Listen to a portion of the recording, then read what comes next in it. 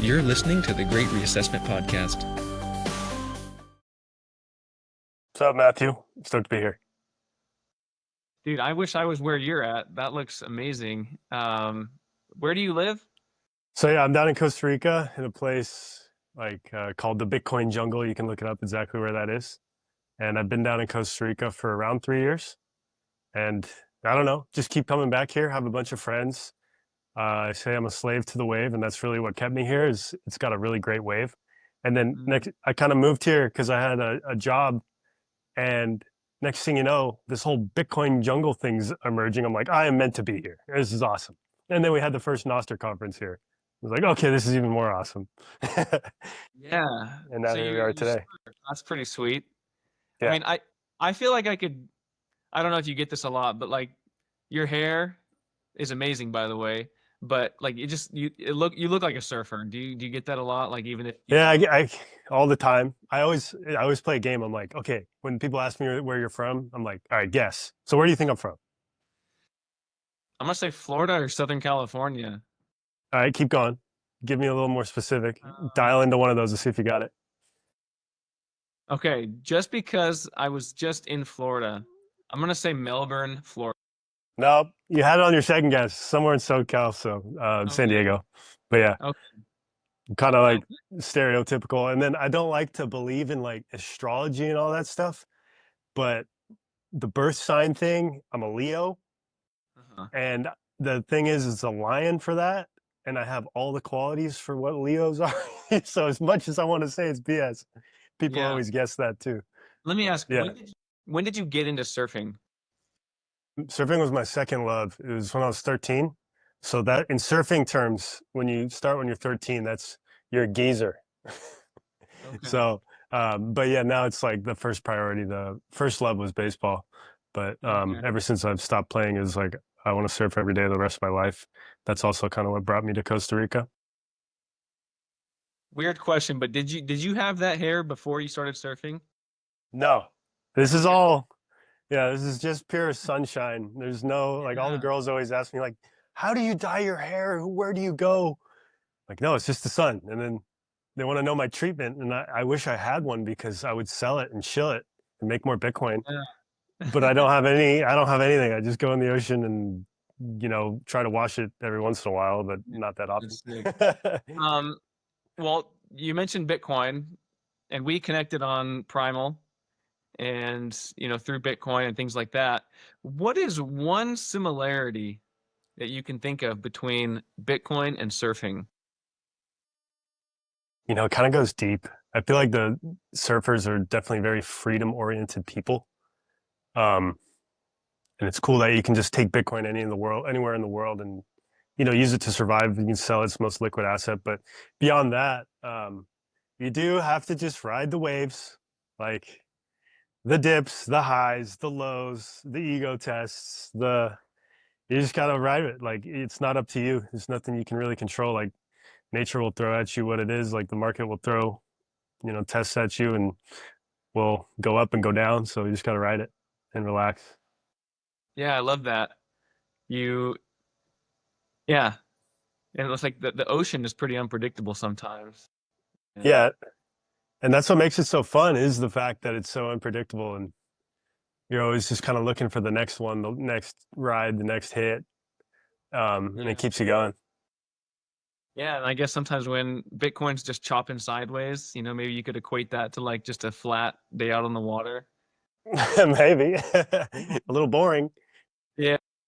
What is like the biggest wave or like scariest surfing moment you've ever had? Yeah, so that was down in Mexico, at a place called Puerto Escondido. It's they call it Mex Pipe. Pipe is one of the scariest waves in the world. It's in Hawaii.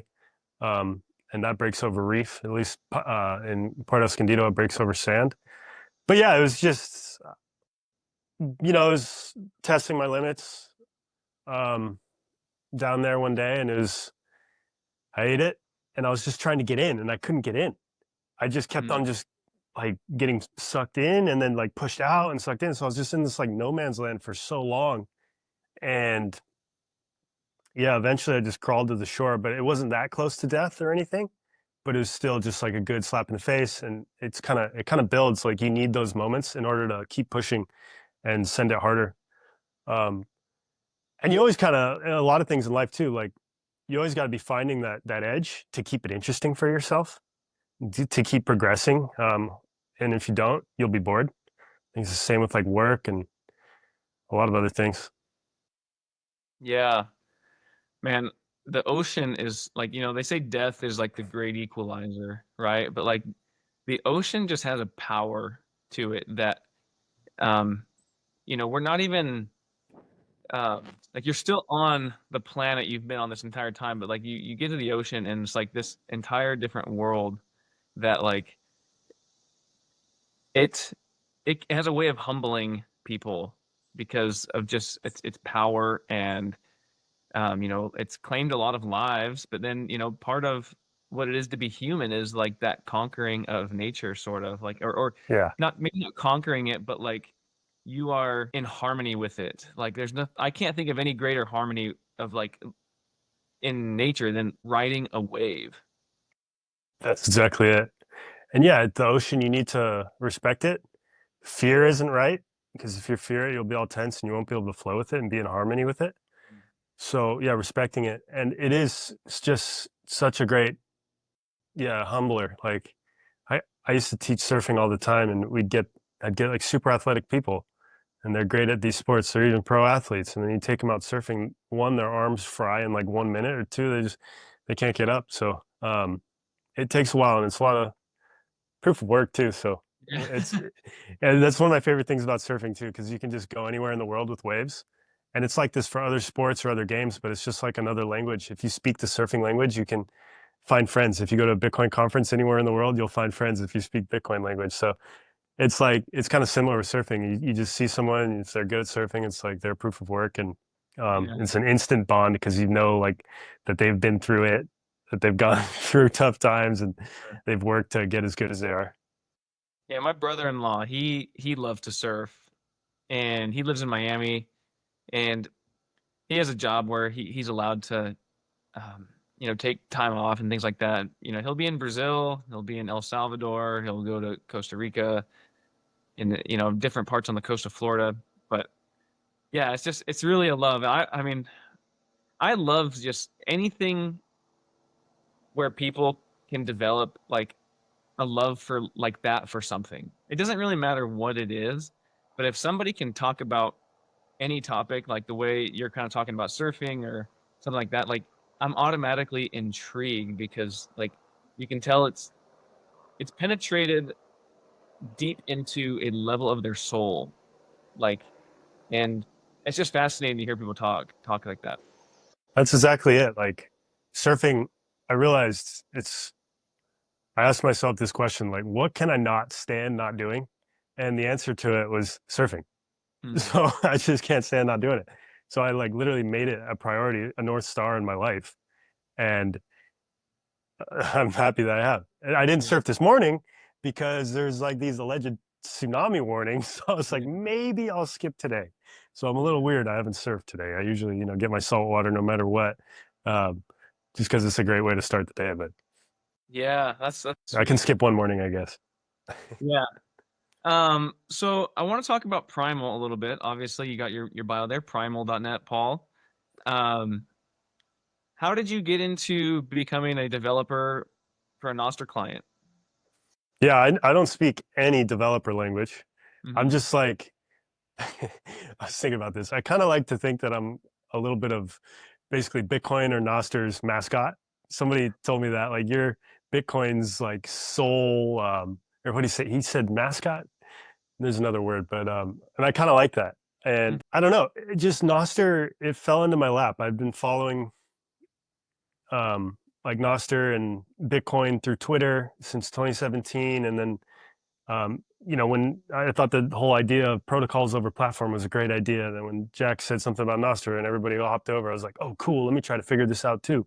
The next thing you know, we're having the first conference in my backyard, And I'm like, oh, of course I'll go be a part of that. Like, this is a great idea. I don't think the public town square should be owned by anybody. I want to own my content. I don't know why I have to have 16 different identities just to like share the same content on different platforms, right? Mm, Um, so it all just kind of fell into place. And then it was actually NVK when he came down here for Nostr Rica, or it was actually maybe even the Freedom Festival that we had at Bitcoin Jungle. He was the one that really put it in our CEO Primal's ear that he has to hire me. And I think it's been over a year since, and I've been stoked and just I think about Nostr Primal all day and night now. And I think it's a cool mission to be a part of. yeah. So what's on the horizon right now? Like, what are you currently meditating on as it relates to the Nostr protocol? And what would you like to see brought into this space? Everything and everyone. But yeah, that's a good way to put it. Like, what do you meditate on? Like, Nostr really is trying to figure out what it is. Primal, like the real end goal would it to be like this everything app built on open protocols. Well, that's getting a little ahead of ourselves, Mhm, I think. But mhm, if you look at it, what is it today? Right now, Primal is the easiest way for me to onboard my friend to Bitcoin and show them a little bit of magic mhm, with zaps. And it's just like you hop on Primal and you immediately have a use case for Bitcoin, send and receive money to each other. And it's in a social way. And this is something that's a completely new behavior in terms of like, how do we onboard people to Bitcoin? So I think Nostr really does play a huge role in the oncoming Bitcoin standard that we think is all going to happen. mhm, And yeah, Primal's a great on-ramp for that. And then the other thing I'm really thinking about, and I like to make the comparison of, is like Primal Nostr is this organic social media. Nostr literally means in Latin hours, and in Spanish nuestro, and Italian nostra. It means ours, and it's literally our attempt at making social media, and it's completely organic. The way we connect, the way information spreads, being able to opt in and out of algorithms, and you kind of compare this to other social networks and their incentives and how their apps are presented. It's like literally Primal's this organic grass-fed thing. And then every other platform is like this seed oil, high fructose corn syrup thing trying to addict you to their app and keep you there.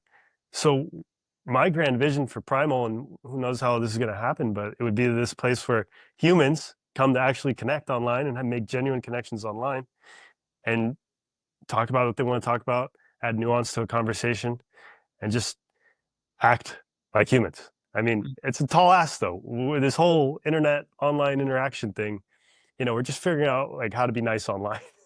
Yeah. But without algorithms and big tech incentives in between us, you already kind of see that the interactions are a bit more humane. And I wonder if that scales. Yeah, now that you mention it, I've never seen an argument. And I also don't have the same drive to run to the comment section as I do. Like sometimes I'll see something really funny or dramatic on X or Twitter, and I won't even really care what I just want to see the comments. Like, and I get that that's like, I don't know what that says about me as a person, but when I'm on Primal or whether it's another client, I don't necessarily do that. Like my entire mindset is just different, and I'm able to remember what I'm doing on the app rather than getting lost into this. That Like, yeah, how many times do we grab our phones and like we end up for one purpose, and then 5 minutes go by and like, wait, what was the original reason why I did this? And uh, you know within one of the legacy bigger social medias, like it's really easy for that to happen. But when you're engaging with um, people like on Nostr, that just doesn't happen. no, and it's cool that you um, have noticed that. Mhm. And obviously, I spend a lot of time on Nostr, but I am on other platforms as well. And two things. One, Instagram. In order to search somebody, I have to go to you'll see the explore page. And how many Mhm. times I forget what I'm doing on there. And being on Nostr for a while, you can feel the other apps just like clawing for you, just like, give me your attention, lend me your eyeballs, let me sell you some ads. And you feel that like heavy. And then another note was the other night on Nostr, I posted something like talking about TRT is basically like plastic surgery for men. And then I put like a little bit more about like what I mean about that, and then asked for thoughts. And then I go to post the same thing on Twitter, and I'm like, how do I be more? Oh, here we go. TRT/steroids is like duck lips for men, and just leave it at that because that's like super punchy and would get a lot of attention. I didn't end up posting it because I was like, man, because I just kind of noticed like how I was thinking to serve the algorithm instead of like to serve an audience and have like a nuanced discussion. It's like, no, just give me as much attention as I possibly can by saying the wittiest quip that I could come up with that might insult some people, but also might, create some sort of a reaction from them instead of just like have a conversation. So Yeah. noticing little things like that is very interesting. Yeah. What came to my mind when you said that was, I think Nostr is more of a tool that remains a tool.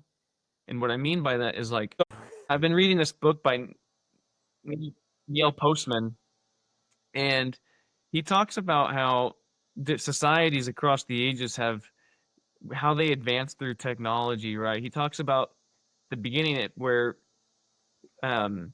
societies are a tool using society where they can have sophisticated tools, but the tool never ends up like they never end up subordinating themselves to the tool. The tool always remains a tool. But as technology always progresses, and eventually you get to what he calls technopoly, and he calls it like where technopoly is the deification of technology, Well, and we find ourselves sort of submitting to the needs of technology rather than using technology to serve our needs. And so, and when I look around the United States and largely in like, societies that are really internet driven, I think that that's true. It's like we've deified technology and social media, and it's like it's not serving us anymore. We're serving it. that's exactly how I see it. So that also plays along with this here, the daylight computer. Like right now, we're adapting to technology. It's not like technology adapted for humans, right? So that's exactly how I see the whole Nostr, Bitcoin, and even like this daylight thing stack. It's what do we learn from social media? How do we make it better? That's Nostr. What do we learn from money now that we have a digital age? And that's Bitcoin. And it's like money perfected.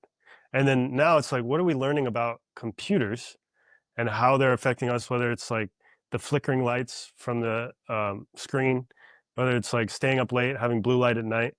And that's what this is. It's a reaction to that. It's making all three of these things a tool again. And that's exactly because social media has just become this dopamine slot machine, thing instead of a tool to just connect again. So that's how I like to frame Nostr. It's just a tool to connect with your communities without like this big tech thing in between us that does not have your best interest in mind. And I hope like it is so small today that you wonder what happens when it grows and big players come in or but how does it stay a tool? And is it just because of the ad models and like legacy incentives of these other platforms? Is it just impossible to keep it like a sane place to be? I don't know. Yeah. I mean, really, I think if it continues on the trajectory, right? Like we don't think the same anymore. Like the way a human like our consciousness is actually kind of being reshaped through all of this, where you know maybe go back 100 200 years and you have a guy who's just he's an educated man, he's walking down the street and something really crazy happens. What's his initial instinct in that moment? It's completely different from what somebody's initial instinct today is. We think in terms of a post. So like you see something like everything's a post. And when everything's a post, it actually like strips you of what it means to be a human.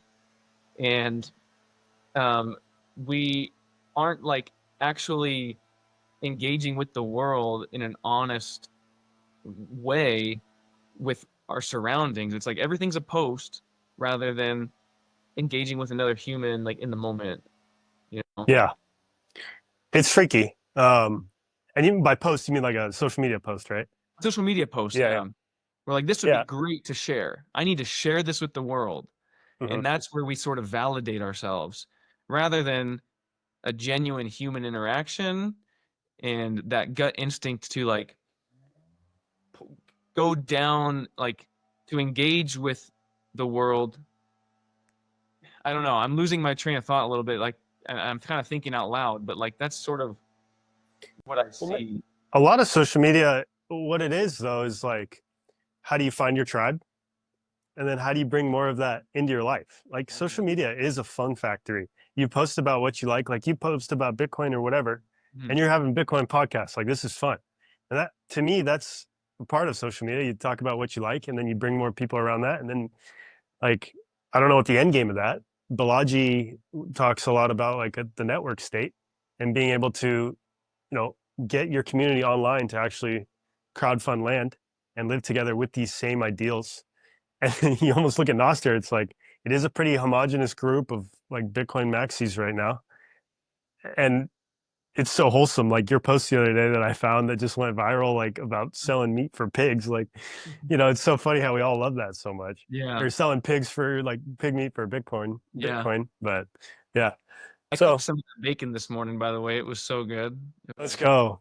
Yeah. Are you actually on a farm? Was that your farm or So no? it's not my farm. So yeah, the post you're referring to for anybody listening is I am helping a pasture raised natural farmer, grass fed. He raises cattle, pork, lamb, um, out here locally, and I'm helping him sort of reach Bitcoiners and helping him accept Bitcoin transactions and things like that. And so I've been doing some advertising for him, but that's also, it fits in line with sort of the lifestyle that my family, we try to live. We try to eat very clean. And so, and rather than going to buy some crap meat from Walmart or something like that, I'm going to go to this guy and I'm going to try to help him out. And so Yeah. trying to get him some Bitcoin sales and spread the word because, Bitcoiners love, sound food. Yeah. It's funny, like it's so normal. It feels like now on Nostr, it's just like all that kind of health stuff is so celebrated. In Nostr, in our little bubble, it's like go have kids. It's so celebrated, and that's what gets zapped too. It's like you wonder if this little wholesome bubble can scale to the world, or if it's just going to attract the right people, and other people can go in their little places too. And that's what Rabble talks a lot about too. Is like this tech, it's not just for like Bitcoin maxis; it's for everyone to create their groups and communities and post online. So, Yeah. but yeah, I love being down here in Costa Rica. I know my farmers. I just went to the farmers market today. Just bought a bunch of fruit with Bitcoin. Bought some raw milk. I know my rancher's name and can pay him in Bitcoin as well. It's really rad. So I appreciate what you're doing. There's a good link there between like, sound money and sound food. Yeah, it totally is. One of the conversations I had with a farmer on my podcast was Joel Salatin, Mhm. and he's one of America's most influential farmers. And the way he talks about farming, I can't help but see the Bitcoin parallels. He talks about how individuals and families, we really need to circumvent the mainstream supermarket superstructures that, feed us this garbage food. And when he says that, like sometimes my brain just is like, man, that's what Bitcoin is trying to do with the banks, circumventing, this like this behemoth institution that really doesn't serve people's best interests. And at the very end of our conversation, I tried to like weave Bitcoin in there. Um, and it, I can't remember exactly how it ended, but it it's like the same mentality you can be applied to different areas. And at the end of the day, it's how does an average person who doesn't have a lot of power and influence become a more autonomous human being? Yeah, that's what it's all about. And today you need to take steps in the digital realm to do that for sure. But also just, yeah, like your community at home, can you, like, I mean, not in doom and gloom or whatever, but like survive with your community around you? Are you guys independent and sovereign? Yeah. Yeah, like little things like that. All those people like Joel Salatin and stuff, they're like all such pre-corners, or I don't know. Yeah. That's like one of my mission is to really get all the health people, because they all get it. They've all like, thought for themselves about how things should be and are today and are on their path. And I feel like Bitcoin's the missing piece for a lot of those people. Yeah, definitely. But it's also not their mission. Like there's only a few of us that are all crazy about it. Yeah. You mentioned a second ago starting families, that, getting really good engagement on Nostr. I saw you posted that you're having a daughter. Mhm. Congratulations, by the way. Thank you. What's are there any thoughts or insights that you've come across that, like, how is that shaping you as a person right now? Yeah. Do you have kids yet? You 3 do? kids. Yeah. Okay. I thought so. I saw that photo on Twitter. Yeah. um, yeah. I mean, I could already feel a little bit of a spark to maybe want to work harder. Um, and then sometimes I feel like I can tune in to what it's like to be a dad for a second. It's like, oh, this is so beautiful. But it's just there's so much unknown. Like I won't know until she comes out, obviously. Mhm. It's kind of been this, it's like having kids is the only thing I ever really knew I wanted to do eventually. Mhm. It's been terrifying. I didn't know how it was gonna happen and everything. Um, and but here we are. I'm like a month out. And I can't wait. It's gonna be so exciting. It's gonna be a lot of work. But definitely just something to fight for. And like what else can you do? I just don't like everything else seems boring. Just have a kid and then maybe Yeah. have another one and then maybe another one. Um, I don't see what else there is to do. Yeah. One of the coolest things that I've only recently been able to sort of articulate this, but, you know, it's today, it's so easy just to live in the continuous present and to completely ignore the past and to be completely ignorant about, the future. And when you have a really solid connection to your past, if you're fortunate to like know your grandparents and your great grandparents and know about your history, but then also like you have a direct stake in the future now. And you see these little ones growing and Lord willing, they will outlive you, hopefully, right? And so now you have a direct stake in the future, and you're no longer just in this present, continuous present where, and I think that's a very dangerous place to be. And so people who are cut off from their past, they don't have a stake in the future. Those are, I don't know, those seem to be like, to me, like the most depressed people. And they don't have a Yeah. lot of anything to fight for. A lot of the things that confer identity in a person, they don't have it. And it's sad, really. And some of them are there deliberately because they've chosen that life. And then some of them are there because, they just were dealt a difficult hand and maybe they just life circumstances. And my heart goes out to them. But, you see that longing at least. Whereas, in some people, they have chosen that lifestyle deliberately and they're kind of festered with anger and they're bitter and they have a very dark outlook and they're very pessimistic. Well, it's just that it's a lot of that is just a time preference piece, right? Um, I guess before I met Laura, I just don't know if I'd be where I am today if we weren't together. It's maybe like a chicken and an egg thing to me. Like, and it's different for a lot of guys. Like sometimes I see a lot of guys just get all the wealth, all the status, but have no chick and no family. It's like, how'd you do that? Because for me, I feel like I would just keep spinning my wheels until like I have something to fight for, which would be like a girl and a family and thinking long term. So it's been crazy to see my self development ever since I found my wife and found her and like was thinking super long term and thinking family and just seeing how that changes my perspective on things. Um, and seeing as I take on more responsibility, more comes back. And I feel like that's a golden rule of the universe, anyways. Mm. So I figured, by the time I'll have 10 kids, I'll be a billionaire. Yeah, I think for men, right? This is specifically for men. Like, it's good to take on just a little bit more responsibility than you think you can handle. Uh-huh. Because I think the way God has designed us is to um, rise up to the occasion.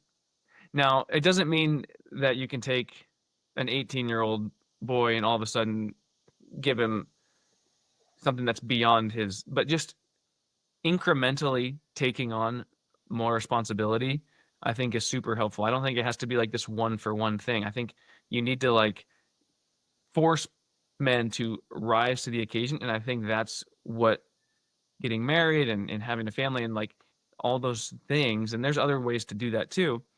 But I think incrementally adding responsibility that the only way to succeed through this is by um, meeting those responsibilities Uh-huh. with with real guts and with real ownership and with real accountability and things like that. Yeah, like for me, it was the first half, or maybe, my early and mid 20s. It was just all about how do I do the like smallest amount so I can have the most pleasure? How do I work the least so I can surf the most instead of like how much responsibility can I take on? Um, and it was a journey, and I had to have those moments of doing nothing to really to think deep and maybe to attract the um, opportunities that I was given. Um, but also it's like the surfing thing and the Jordan Peterson, the chaos and order thing. That's where meaning is found. So yeah, I think just a little more than what you think you can handle, and then you figure it out, and then a little more, and then. But that's also just how you stay not bored and entertained with life, like the dramas, the working, the the hours, the game. It's how we stay entertained and having fun. You either pick that road or you pick like being a monk. I don't know if there's Mhm. any. I mean, I Yeah, obviously want to choose or be like able to be fine with myself no matter what I'm doing or if I'm succeeding materially or whatever. But yeah, taking on a lot has brought me like more joy in life, basically. yeah. So maybe the principle in that is to not shy away from it necessarily, or it's okay to be nervous when you're confronted with new responsibilities, but to achieve growth, it's the answer is not to avoid it, it's to tackle it head on. And that's Yeah, really where all like character growth occurs. It's when you're uncomfortable and it's when you're facing something new. And when you yeah, come out on the other side of it, you realize it helped you a lot. yeah. And there's a lot of that. I mean, I basically use fear as almost a North Star.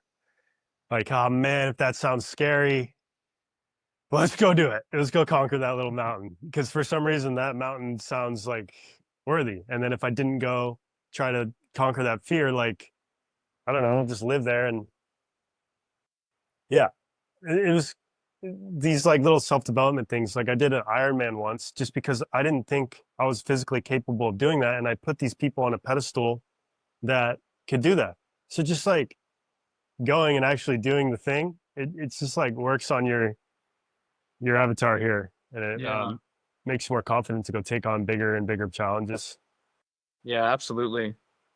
Um, I want to ask, so you've live? I mean, would you say you live in the jungle, right?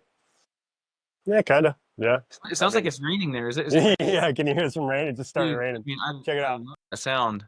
Jungle, pretty cool. There's Try to live nothing, as close as I can to nature. yeah, there's nothing more beautiful than the sound of a tropical rain. Yeah. This is a pleasant one. Like it'll get gnarly sometimes, but this is a nice little rainy season afternoon shower, which means it might turn offshore and be good for surfing later. Wow. Okay. Nice. Yes. Have what what are a couple insights that you've learned living in the jungle that maybe somebody living in San Diego, concrete jungle, or New York might not pick up? Yeah, it's just definitely a problem trade-off. Like there's no Amazon here. Stuff's inconvenient to get. Um, but it's also like, I don't know, having such easy access to stuff makes everything too easy. Like I go home and sometimes I feel so bored. There's always something to do here. There's always something to fix. Um, what else? Just you don't need shoes. Oh, down here, this is one of my favorite things. You don't wear like when you go to places in cities, everybody's like looking at what you're wearing and basing your status off of that and everything. And down here, none of that exists. It's part of why I like it so much. Like, if you're wearing fancy clothes or whatever, it's like, why are you doing that, dude? You're hot and sweaty and they're gonna get dirty. So I love kind of that aspect of it. Um, Definitely teaches you to slow down. Um, it's just way slower, and the cities can be distracting and feel it's like it's easier to be healthier down here. Maybe because I have access to local food at all times. I never have shoes on, little things like that, but you can still be healthy in cities and whatnot. Yeah. What's it like? Is it tougher to get plugged into little communities? Like, you know, I it doesn't look like you have neighbors right across the street or anything like that, like typical American suburbia, Mhm. but maybe you check that box in a different way. Yeah, so that actually is a little bit of the problem of where I am right now. There's not the greatest community spot, and actually, I'm speaking into existence. So I might be the guy that has to build this, but we'll see. um, and last last year, no, this earlier this year, we had the Primal house, which was really fun, and it's just my little community gathering. We invited creators and just friends to come down and stay at a house and like live the Bitcoin lifestyle down here, and actually put our everything Nostr apps into work. So that was really fun. Um, but it is like the layout of this place I have to drive. So it's a little bit harder to just go walk down to the coffee shop, see a friend here or there. But for me, it's easy because I have surfing. And then, so I just go see friends every morning. And then, my wife has yoga and she sees some friends there. And there's things to do. But it lacks like the place where everybody hangs out and goes and sees each other every day. And now with like digital remote work and stuff, and we're not always just surrounded by people like masterminding all the time. That's something I kind of miss too. And that's what was great about the Primal house. Yeah. Got to think about Nostr all day. There's definitely trade-offs, and Mhm. it'd be interesting, like what is I mean, I don't know if the perfect scenario exists. Maybe it's No.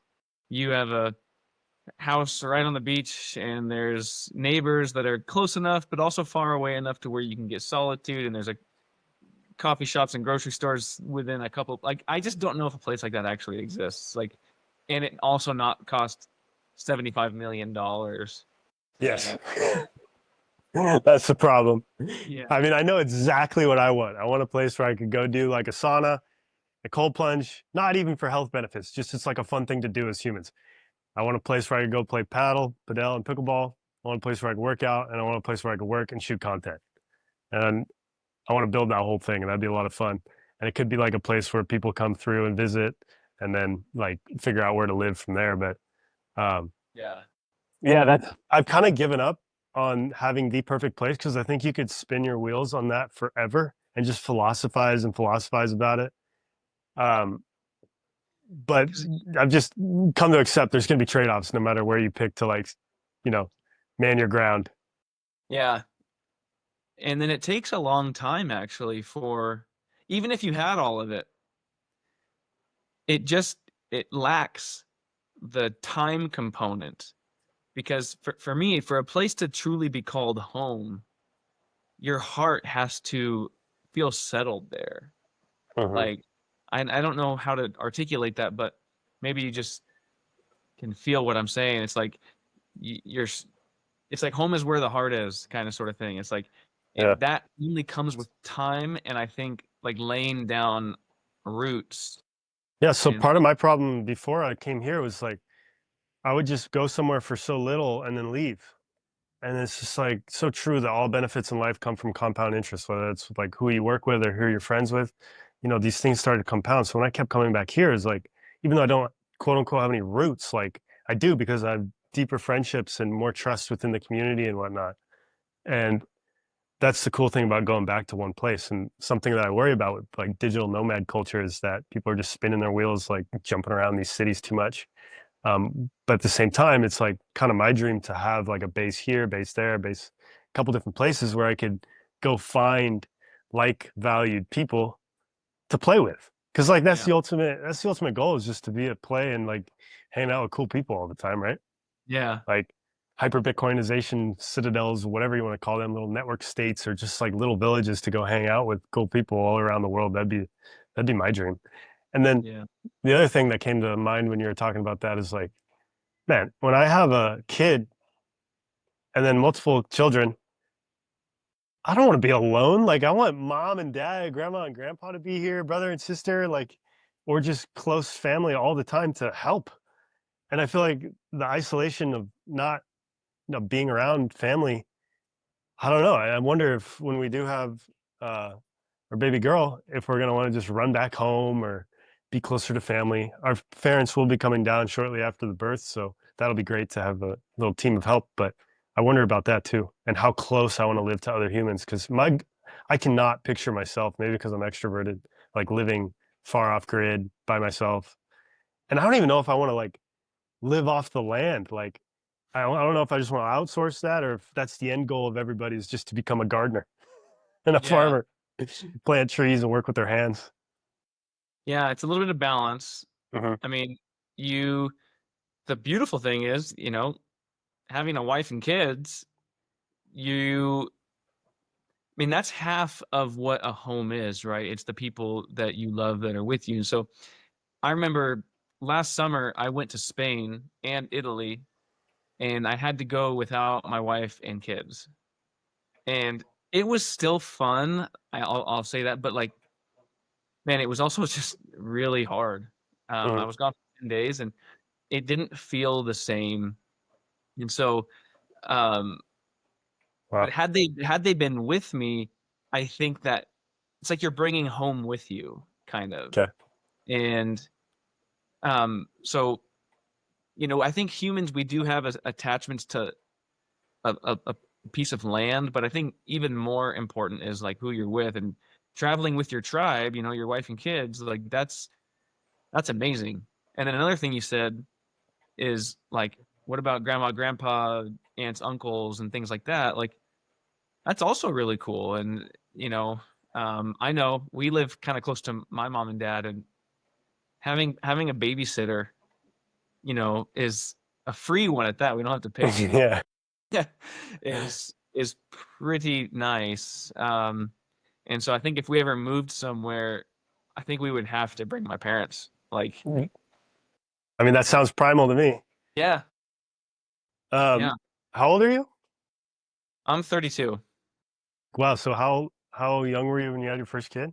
I was 27 when my oldest was born, and so we've just sort of been we're like every year and a half.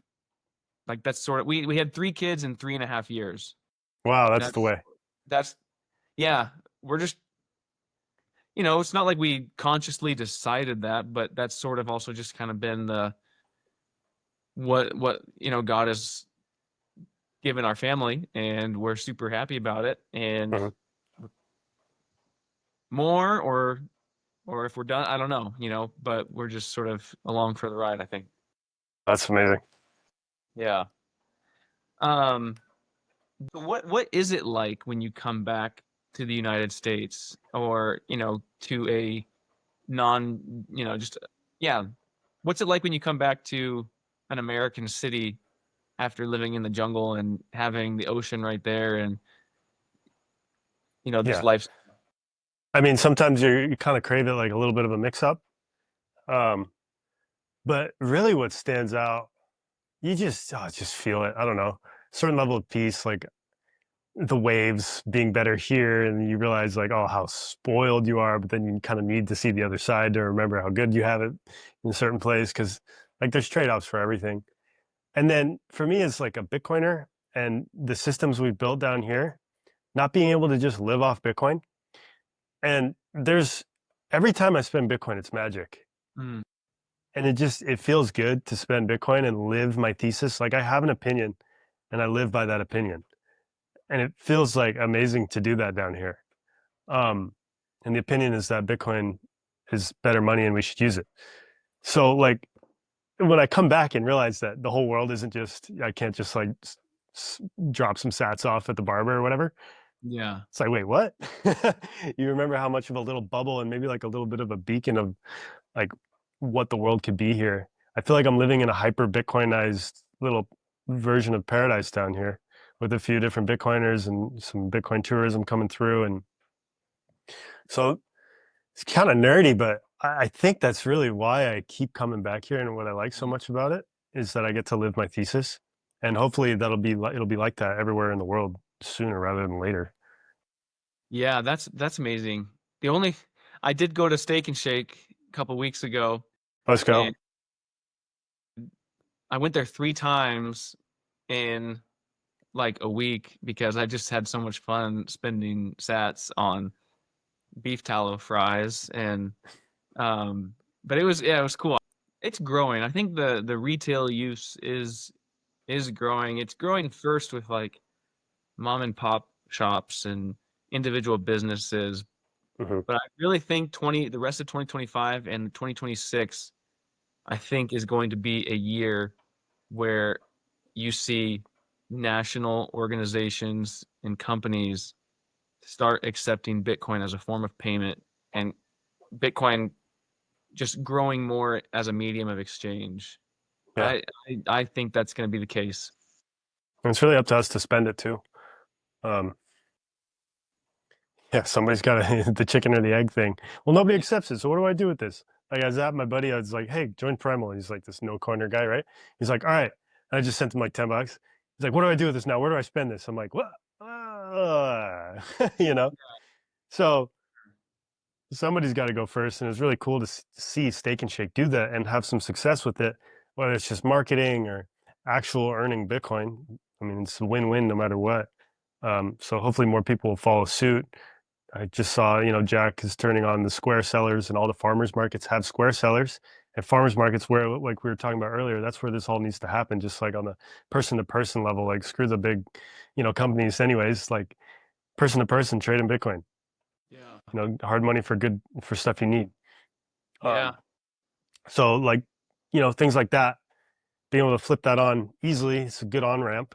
And it's not like anybody goes zero to self custody right away. So like these tools that Jack's building and all the like big companies or even Primal, right? Like these are easy ways in for people to have a good first touch of Bitcoin and learn more and go deeper and see why it might just be a better system for the planet. Yeah, absolutely. Um, well, man, I think that's a great note to end on, to be honest. We kind of covered a lot. And so I really want to thank you for your time. And I hope hopefully we can, maybe do it again sometime, but also just kind of stay in touch on Primal. And man, I think Costa Rica is going to be on our vacation list in the next couple years. You're making me want to go down there. Yeah, come down, man. The kids love it down here. Like just Yeah. run around on the beach all day, touch grass, be outside, away from screens. The jungle's so interesting. So definitely hit me up if you come down. Yeah, definitely, man. All right. Well, Paul Keating, it's been an absolute pleasure, and wish you all the best. And congratulations again on the news of the baby.